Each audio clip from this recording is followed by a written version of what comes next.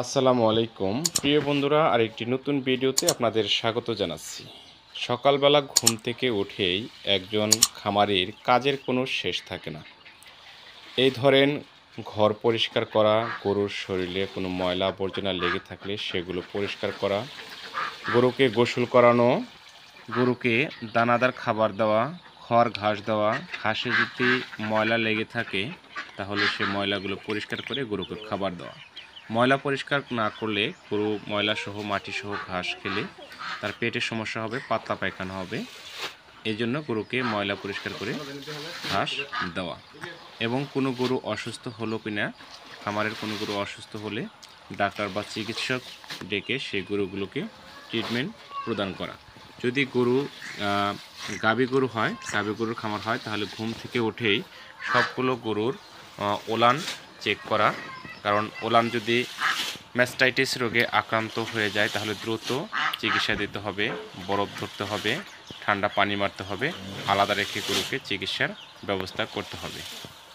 আবার দুপুরবেলায় গরুকে পরিষ্কার পানি সরবরাহ করা, কারণ একটি খামারের সুস্থতার জন্য পরিষ্কার পানি গরুর জন্য খুবই জরুরি।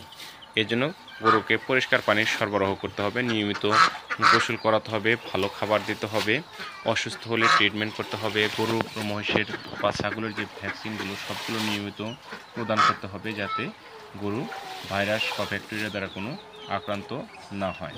প্রিয় খামারি ভাই ও বোনেরা, আপনাদের খামারে আপনাদের কীরকম ব্যস্ততা বা ব্যস্ত সময় পার করেন অবশ্যই কমেন্ট করে জানাবেন। আপনাদের খামার, আপনাদের সাফল্য, আপনাদের মহত্ব।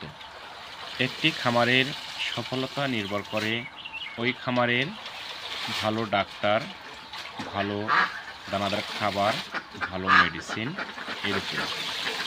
আপনি যদি অদক্ষ খামারি হন, গরুকে ভালো ওষুধ না খাওয়ান, ভালো দানাদার খাবার না দেন, ভালো অভিজ্ঞ চিকিৎসক বা ডাক্তার আপনার পাশে না থাকে, তাহলে আপনি কোনোদিনই সফলতা অর্জন করতে পারবেন না।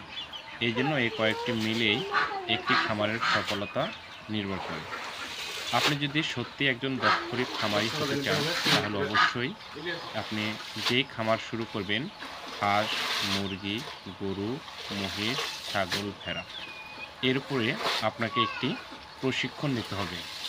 কারণ ছোট্ট একটি প্রশিক্ষণ বদলে দেবে আপনার জীবন। এই প্রশিক্ষণের জন্য যোগাযোগ করুন আপনার নিকটস্থ উপজেলা যুব উন্নয়ন অফিসে। সেখানে আপনার হাঁস, মুরগি, গরু, মহিষ, ছাগল, ভেড়া এসব পালনের উপর খামারিদের প্রশিক্ষণ দেওয়া হয়। তাই যারা বেকারত্বের অভিশাপ নিয়ে ঘুরে বেড়াচ্ছেন তাদেরকে বলবো যে আপনারা অযথা টেনশন না করে, চাকরির পিছে আর না ছুটে আপনার কর্মসংস্থান আত্মবিশ্বাসের সাথে আপনি শুরু করতে পারেন, সেটা যত ছোটই হোক না কেন। হাঁস, মুরগি, গরু, মহিষ, ছাগল, ভেড়া, আপনার এই খামারগুলোর আপনি যত্ন নিন, ইনশাল্লাহ আপনার পরিশ্রমের মাধ্যমে সফলতা আসবে। তাই যারা আমরা খামারি আছি, প্রতিদিন সকালবেলা যদি গাভী গরুর খামার থাকে উঠেই আমরা ওলানগুলো চেক করব, গরু ম্যাস্টাইটিস রোগে আক্রান্ত হলো কিনা দেখব, এবং গরুর ফেসের দিকে তাকাবো। যদি কোনো গরু খাবার না খায়, মনটা ভালো না থাকে, দেখতে অসুস্থ মনে হয়, অবশ্যই যদি নিজে পারি তাহলে টেম্পারেচারটা দেখব। টেম্পারেচার যদি হাই থাকে তাহলে তো জ্বর আসছে, এটা ধরে নিতে হবে। আর ঠিক থাকলে তাহলে বোঝা যাবে তার রুচির কোনো সমস্যা হয়েছে বা পেটে কোনো গণ্ডগোল হয়েছে। এরকমভাবে প্রতিটা গরুকে আপনার খেয়াল রাখতে হবে। আর গাভী গরুর পাশাপাশি যদি আপনি মাংস উৎপাদনের জন্য ষাঁড় গরু লালন পালন করেন তাহলে সেগুলোকেও আপনি সকালবেলা ঘুম থেকে উঠেই দেখতে হবে যে আসলে গরু সুস্থ আছে কিনা, অসুস্থ হলো কিনা, গরু খাবার খাচ্ছে কিনা, গরুর শরীরে কীরকম ময়লা আছে পরিষ্কার করে দিতে হবে, নিয়মিত পরিষ্কার পানি সরবরাহ করতে হবে। তো বন্ধুরা, আজকে এই পর্যন্তই, আলোচনা আর বাড়াবো না। আপনাদের খামারের সুস্থতার জন্য নিয়মিত কৃমিনাশক ওষুধ খাওয়াবেন, কারণ কৃমি যদি ভিতরে থাকে তাহলে পশুর পুষ্টি যত আছে ভিতরে, পুষ্টিমান সম্পন্ন খাবার সেগুলো শুষে নেবে। এই জন্য কৃমিটা মারতে হবে এবং টিকা বীজ ব্যবহার করতে হবে, যেগুলো যেমন FMD, তারপরে হলো আপনার তরকা, বাদলা, এরকম গলা ফোলা রোগের ভ্যাকসিন আপনাকে দিতে হবে। এবং অসুস্থ হলে সুস্থ পশু থেকে সর্বোপরি আলাদা রেখে চিকিৎসার ব্যবস্থা করতে হবে। সবাই ভালো থাকবেন, সুস্থ থাকবেন। আমার চ্যানেলে নতুন হয়ে থাকলে চ্যানেলটি সাবস্ক্রাইব করে দেবেন। সবার নতুন নতুন ভিডিও পেতে পাশে থাকা বেল আইকনটি বাজিয়ে দেবেন। আল্লাহ হাফেজ।